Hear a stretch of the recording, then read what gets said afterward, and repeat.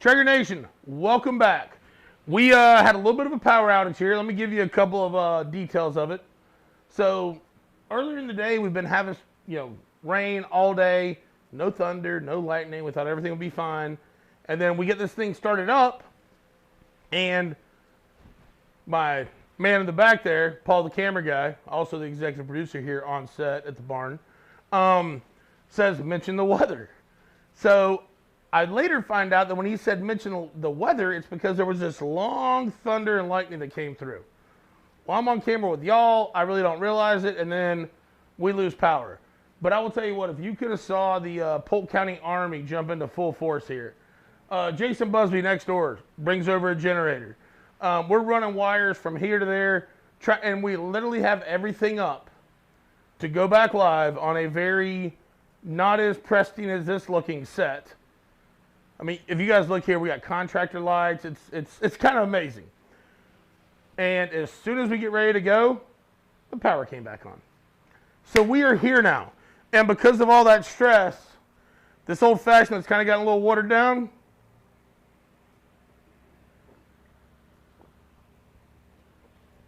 Okay, I'm ready to get back to it. If you want to see that old fashioned, go to part 1 of this Traeger Kitchen Live.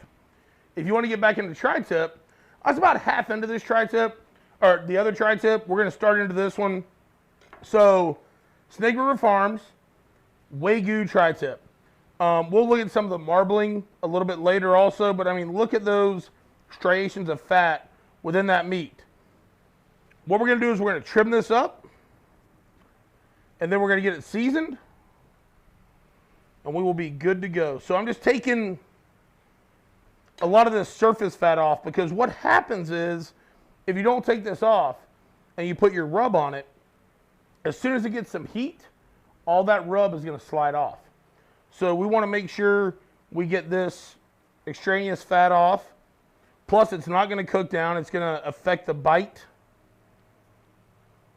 One thing I want to tell you also is, because we had all the power issues, we're not going to show the smoking and searing steps, but I have smoked and seared meat to share with you, and we're still going to get to see how delicious this is all cooked. All right, a little bit of this here.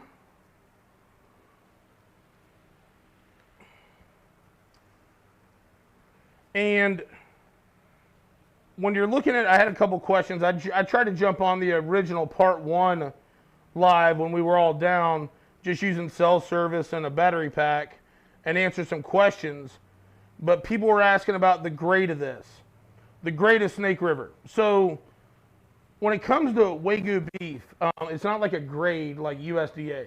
USDA tops out at prime. So USDA starts at no roll, which is not fit for human consumption. And then it goes to select. And I always say when it comes to select, on the holiday weekends when you see Dollar General selling $2 fillets, bacon wrapped, that's select. There's no marbling. It's all red meat. And then choice. Choice is about 80% of what you find in your meat case. And then the top upper echelon is prime. But when it comes to Wagyu, it's all rated on the Japanese scale, which is A1 to A50. And for a tri-tip, these are around I believe A9 to A12. The meat is from Snake River Farms, again. So, where's the meat from? So the meat is from Snake River Farms, but on the steer, it's from the bottom sirloin. So what I love about this cut is it cooks a lot like a roast, because it's about, before you get to carving on it, it's about 2 to 3 pounds. And, you'll trim a little bit of fat off of it, but it cooks really nice, and you don't have any other loss. Besides this, you have a little bit of cooking moisture loss, but it's really, really nice to feed a lot of people. That's why when I first got introduced to it by Snake River, I love cooking it for events. Big chunk of fat here we're going to get rid of. And this kind of boning knife, I'm using a Shun boning knife. I also like the Kai boning knife, and I also like the Messermeister boning knife. Have I ever dry brined my tri-tip? I have not. Usually for me, tri-tip has so much flavor that I will just literally season it, let that seasoning sit for about 10 to 15 minutes, and then throw it on the grill. And I like to let that seasoning sit just so it kind of works into a little bit of the muscle fibers. What pellets were you using today? So the pellets we're using today are hickory pellets. When it comes to beef, and even when we talked about earlier, like I smoked the cherries and I smoked the orange for the cocktail, works out perfect. Also, we have a great scalloped potato recipe that we're going to pair with this at the end. And those just all work really well with hickory. If you want something a little bit more mild, you go pecan or cherry. But hickory, for me, when it comes to beef, is a really, really good option. Aside from Traeger Farms, what's the best place to find tri-tip? To find tri-tip, I've heard people finding it at Costco a lot, depending on where you're at in the country. Also, your local butcher shop. Go in there and ask, say, hey, I'm looking for tri-tip. Most of those people can get in and get it for you. I know we've got a master purveyors here outside of Tampa that they've got it. They carry a lot of different ones. So just call your meat distributors, call your meats. You know, if you need something local, you can go find it. Want to get that, there we go. Nice little piece off there. All right. So I am happy with this. Leave that there.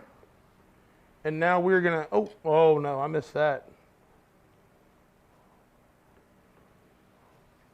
All right, so I want to show you now that I've got it cleaned up a bit. Look at the marbling in that meat.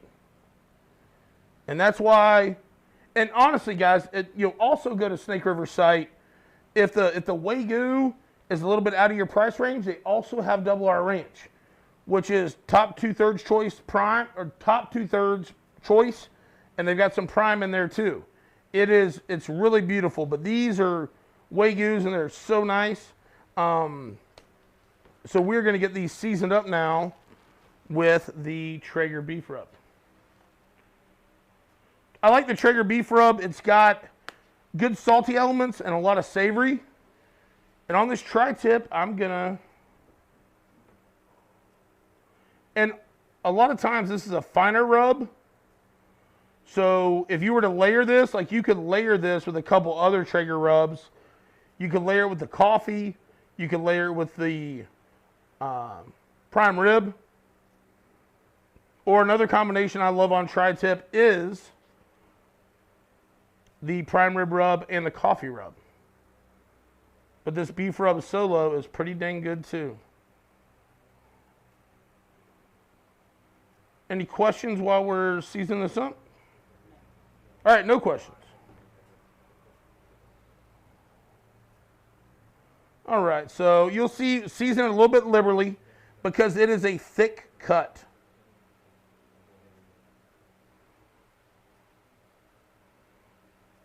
All right, so I'm going to ask you guys to go to TV Magic Land with me for a second. And pre-losing power land with me for a second.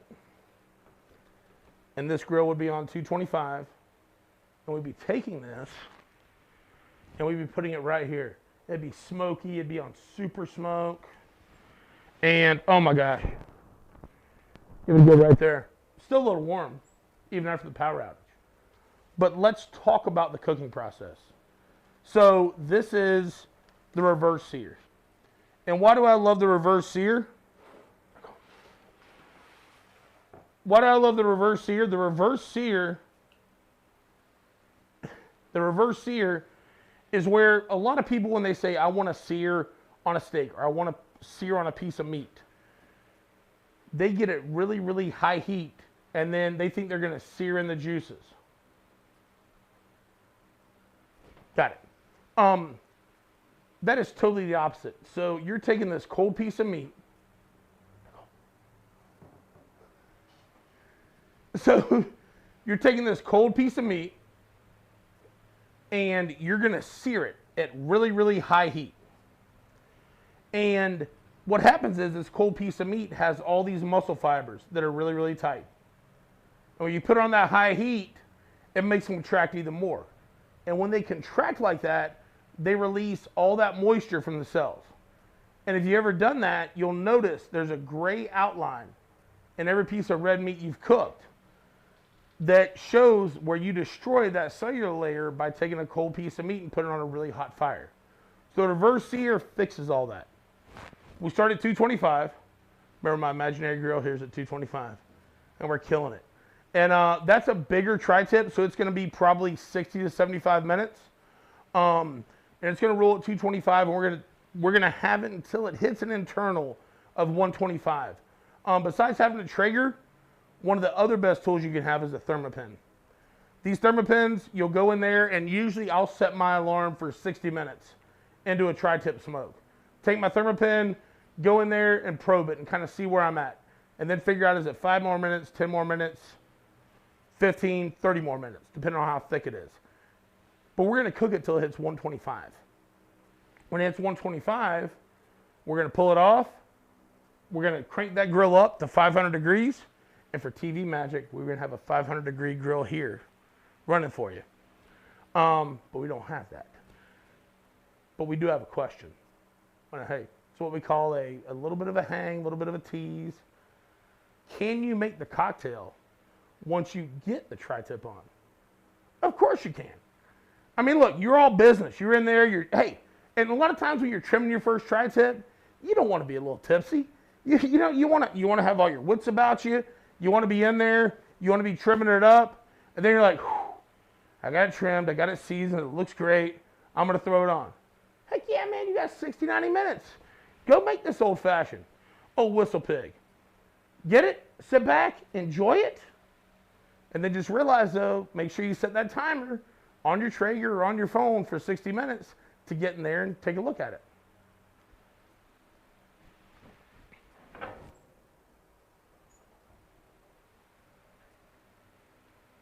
Oh, you want me to make a drink? All right, well, I'll make a drink. Sorry. Thought we were talking about, could I make a drink? Yeah, of course I can. Oh, we only got one glass. We're going to have to quit the old...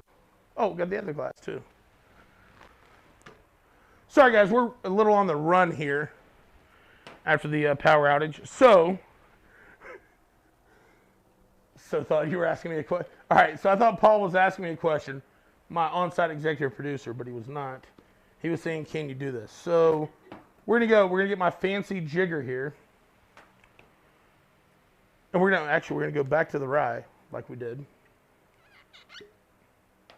So you, yep. To overcook meat on a Traeger? Yes, it's possible to overcook meat on any grill. Internal temperature. So is it possible to overcook meat on a Traeger? It is. You've got an opportunity of, like when you come to this tri-tip, if you cooked it to 160, it's not going to be good. So you've got to pay attention to your proteins, your finish temperatures. What it does is it makes it a lot easier to It makes it a lot easier to not overcook it. You don't have that harsh gas heat coming up over that makes it cook and get the temp so much quicker. But with a Traeger, you still can't overcook food. So understand your finish temperatures and where you need to be. All right, so we're going in with the rye. I love this 6-year-old rye. I'm gonna add a little bit more just because of the power outage. I feel like it deserves it. Gonna come in with the Traeger simple syrup. So this simple syrup, developed a couple years ago, smoked the vanilla beans that go in this simple syrup on a Traeger. And we're gonna get a little bit of that in there. And a little bit on the table. And then we're going to get some dashes of, so the recipe calls for almond vanilla, but we can only find citrus bitters. So we're doing citrus bitters, a little bit. And then I brought a touch of vanilla extract because I think vanilla extract or vanilla in old fashioned sounds awesome. Not a little heavy, And then we're going to take and we're going to grab some ice, about half of it, get it in there, jigger, and I went and got this fancy cocktail spoon. And we already cooked two pieces of ice out of there. In about 45 seconds, you're just trying to dilute this drink a little bit. So it's all bitters and booze and a little vanilla extract. Do you have any benefits to marinating a tri-tip overnight? Any benefits to marinating a tri-tip overnight? I don't really see it. A tri-tip, it'll take on some flavor, but I think if you have a good rub combination or a good rub, it's still going to taste just as delicious. All right, now we're going to strain.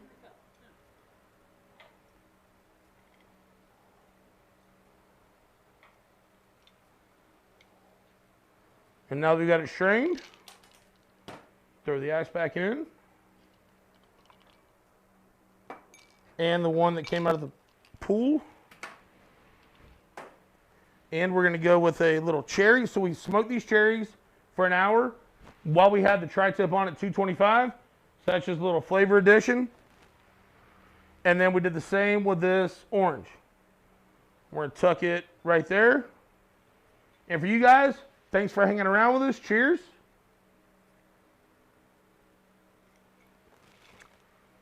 Pretty dang good cocktail. Pretty dang good. I'll tell you what, that old boy Chad Warden put together a little cocktail. All right, can we move back to any questions before we move back to the tri-tip? Are the gloves you're wearing special, or what kind of gloves are they? So these gloves are the, right here, Black Diesel, Golden Protective Services, and found these gloves a while back, and they were really good, and we've got our store here, Whiskey Bent Barbecue Supply. We started carrying them online, so if you want to go over there, Whiskey Bent Barbecue Supply, you can check them out. Also carries the white cotton gloves, which are also great during this hot time of year here in Florida. I like wearing these the whole time, so that when I go to take my Black Diesel gloves off, it's not so hard to get new ones back on because of all the moisture in your hands. So, any other questions? I normally take mine off at 120. So when would I pull it off? I want to finish at 120. You want to finish your tri-tip? All right, so when would I pull it off, my tri-tip off, to finish at 120? First off, and I'm not judging anyone, 120 that's a little below black and blue.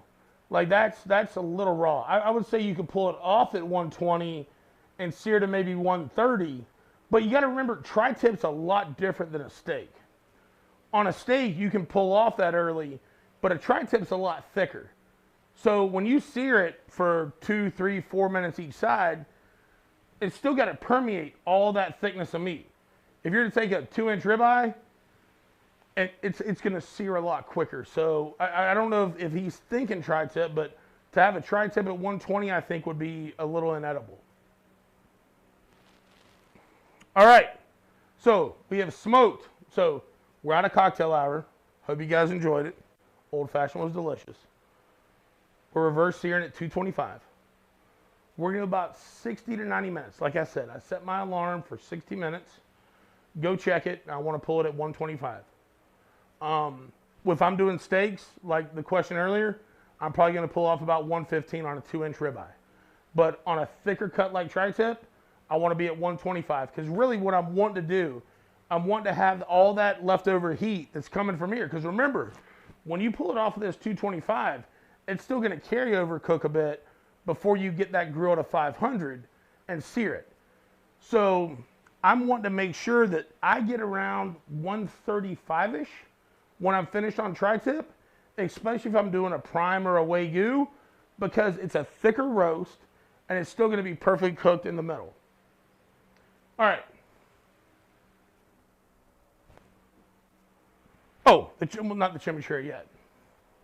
All right, so we're going to take a look at. So this is a tri-tip that I pulled off after 90 minutes of smoke. And I just want to show you guys the color of it so you can see.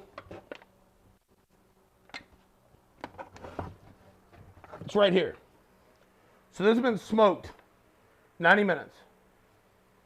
And I just left it down here in our warmer box but you'll see a lot of good color on it. Looks delicious. And now we're going to pull up. After we talk about that, we are going to make a chimichurri that is going to go with our finished tri-tip, which I also had in that same box. So I'm going to get our blender and some gloves.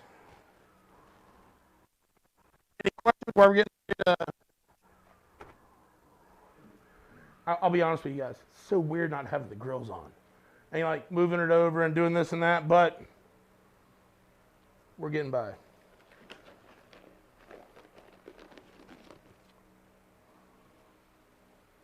All right. So chimichurri. Chimichurri is an amazing addition to tri-tip. It's got this herb, garlic punch that is amazing. That's why I should have had the cotton gloves under here earlier, so it wasn't so hard to get those on. All right, so we're going to start out. Italian flat leaf parsley, 2 cups. In. We've got a 1/4 cup oregano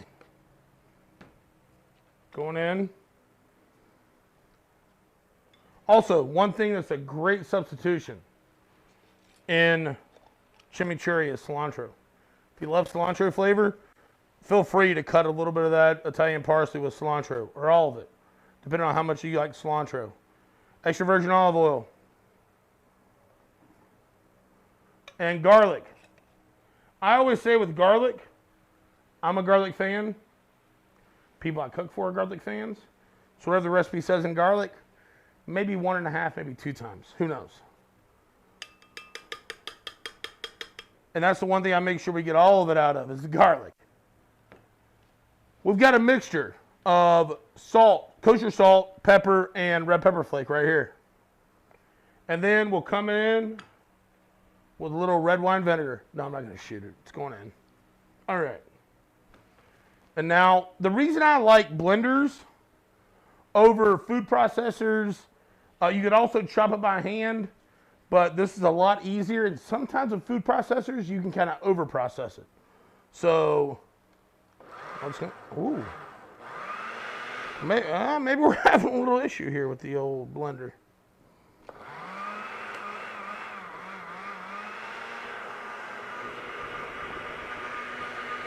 Oh, it's going to get there. Oh, it's getting there. We got to give a little push down. There we go.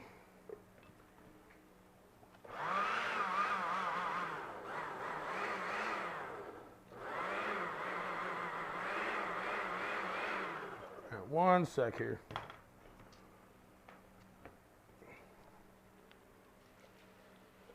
I'll get a little chalked up there around the blade.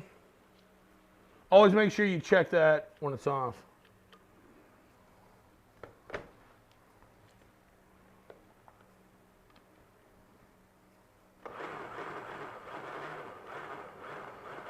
There we go. That chunkiness. And the one thing you could also do to make that easier, and I should have known from the past, is put the oil in first. That will make it a lot easier to work that way. So we're going to get this cleaned up real quick. We've got our chimney stuff over to the side. We have our cocktail stuff coming off deck.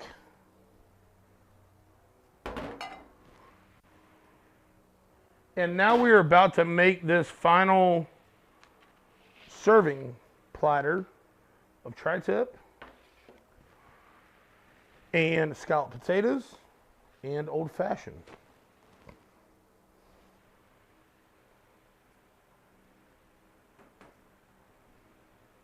Hey guys, sorry, I obviously spoke too soon. We did have a little weather scary coming through here. So stop to the chimichurri. We're going to show you. That's done, nice and chunky. Get a little bit of that in there. Pull that off. We're going to put that on the side and get down to, I think, what everybody's here for. We're going to slice up this tri-tip. So if you look at this tri-tip, you got to watch the way the grain moves. and make sure you're slicing against it the whole time. You can cook this perfectly, but if you're not slicing it against the grain, it's going to be really chewy, really tough to eat. So let's get on that. So see right here, I'm looking at it. I'm going to start from the thin end, and it's running this way. You guys want to play along at home? And so I'm just going to slice it like this. And remember too, when you're slicing, if you can't really see the grain well, push your fingers down hard, and you will. And I know people are going to ask, this is a Tour knife. Great custom knife company. My buddy Trevor Thompson got me this knife as a thank you for doing some cooking for him and some friends, and really, really love it. It's a real good slice. All right, and then we're gonna just get this sliced up. If there are any questions while I'm slicing, let me know. When you're cooking two items that call for different temps, say $2.75 for meat, $3.75 for a temp, how do you figure out how much longer to cook the side at the lower temp? It all depends on what item it is. So the question was, if you're cooking a meat at $2.75, you have a side at $3.75, how much longer do you go? Depending if I'm wanting like a sear on that vegetable, I'd probably throw it on at $2.25 and go maybe 40% longer. Yeah, $2.75 with the meat. So that'd be something I would recommend. Do you recommend cooking several items all at once on the Traeger? I would say, do I recommend cooking several items at once on the Traeger? Yes, I do. But only as long as they cook at the same temperature. I think when you, like, to me, the one that lends itself so much to it is chicken wings. You're cooking at 350, you're cooking at 375, a lot of veggies cook at that. It just makes a lot of sense. If you're reverse searing something, you could do like we did today. You've got the tri-tip on, but you want your garnishes for your cocktail to be done. And you can do that at the same time. All right, so we're going to spread this board out here a little bit. Get this ready to go. So that is about as perfectly medium rare as I like to have it.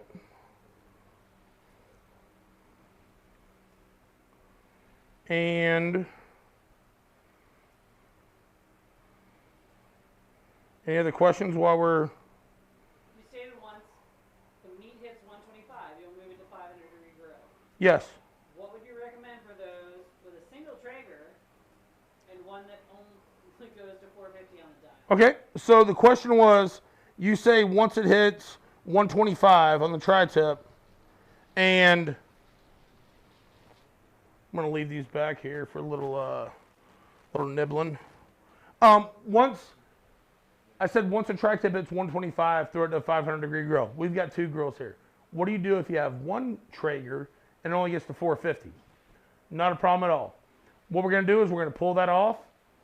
When you pull it off, put it on a plate, tin it with foil, and then crank your grill up to 450. Once it hits 450, give it 2 or 3 minutes, let those grates get really hot. You can pull it off of there, and you're going to sear it. Like on this tri-tip, we were at about 4 or 5 minute sear. So now you can take and you can make that just a touch longer, another minute, minute and a half longer on each side, and you'll be fine. Any other questions? What's the difference between a 2019 ironwood and a 2020 ironwood? 2019 and 2020 ironwood. The difference is the pellet sensor, which the pellet sensor is awesome.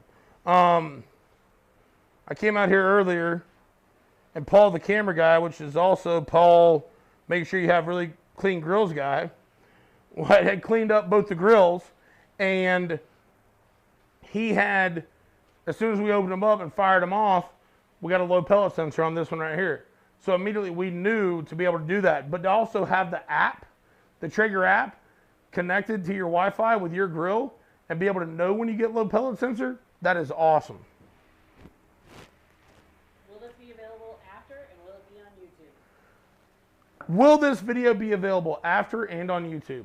I think part 1 and part 2 will be available on both. So Traeger Grills on YouTube and Traeger Grills on Facebook. I have a Texas 34.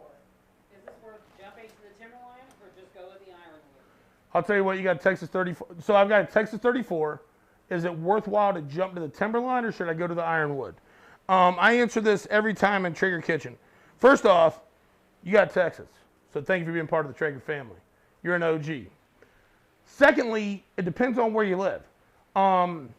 The Ironwood is, like for us here in Florida, when we don't have thunderstorms that disconnect us from our grills, it's all right. It's not, it never gets super cold, so that double wall insulation on the sides works out great.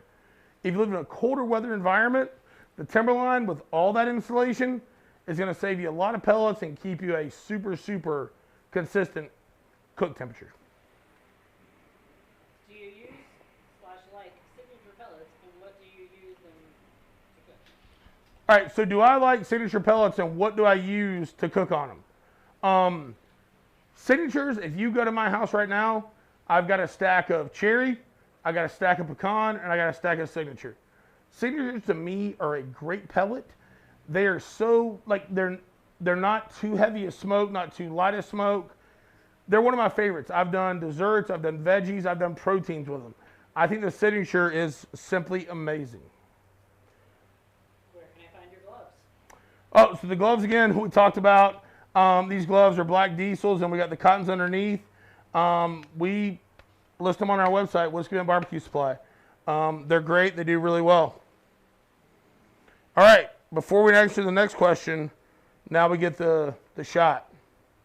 So we got a beautiful medium rare tri-tip, and now we're going to stream this chimichurri over the top. And I will tell you what, if you have not had chimichurri with your tri-tip, I don't know if you're living. But there it goes.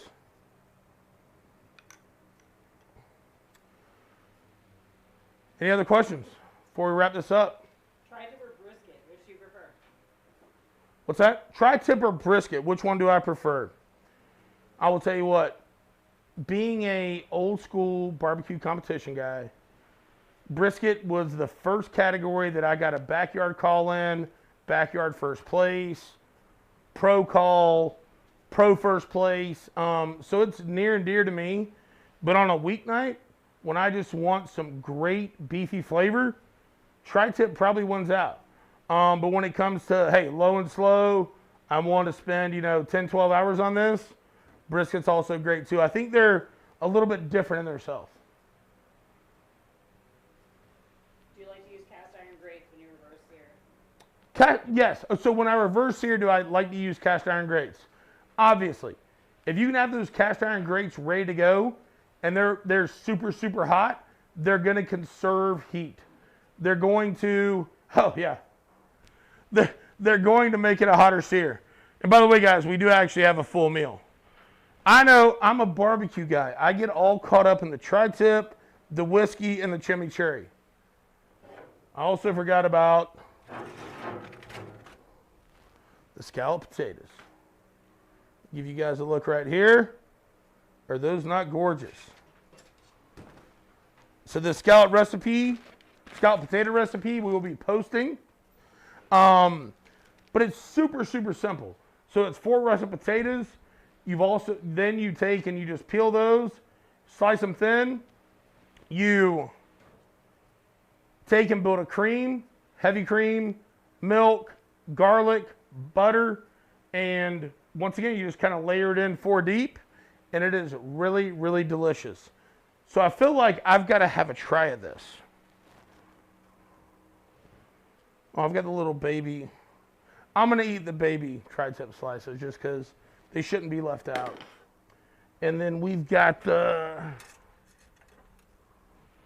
spoon here and a spoon there. We're going to get a little helping of these.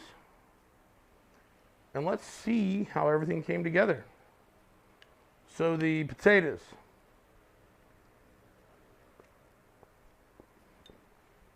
Those are delicious. Julie Girl Meets Grill was in charge of these today, and I always said I like a little extra garlic, and there's a little extra garlic in there, and they are pretty dang amazing. So we'll come over here on that tri-tip.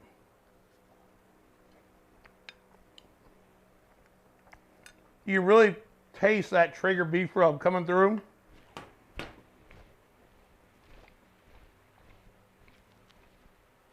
Really easy chew to it. I'll tell you what, I mean, if you want to get real crazy, take a little bit of that scalloped potato, put it on top of that tri-tip, and kind of make it a slider. That's what I like. Yes, one question.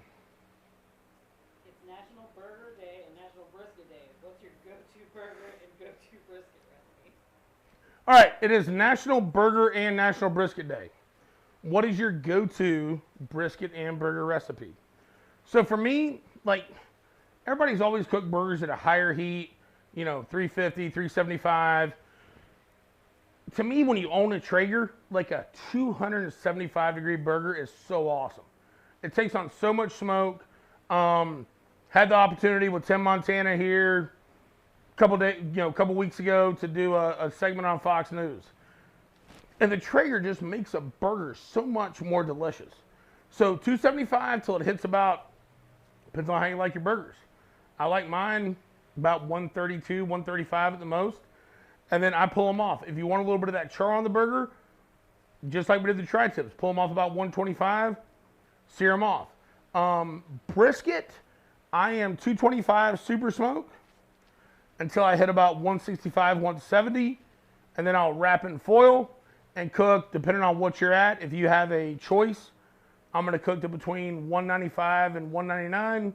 If you have a prime, 199 to 205. And then if you have a Wagyu Snake River, I'm going to say probably 207 to 212. All right? So guys, I know we've had technical difficulties. I know it has been a long ride, but I thank y'all so much for staying with us. Let your friends know we did actually have a great cook today. The thunderstorm just got in the way. And then 15 minutes from now, come join myself and Julie Girl Meets Grill on Traeger Grill's Instagram, and we're going to do a nightcap of all the, and she's actually been here, so she can talk to what has happened with all this power outage, etc. So make sure you come over to the Traeger Grill's Instagram, and we're going to have a great time. And once again, thank you guys. Next Thursday, DVQ's up. She's got something a little pulled pork related. It's baking week next week, plus the pulled pork. I think she's got something amazing going on. Thank you guys for sticking with us. Till next week, Traeger on.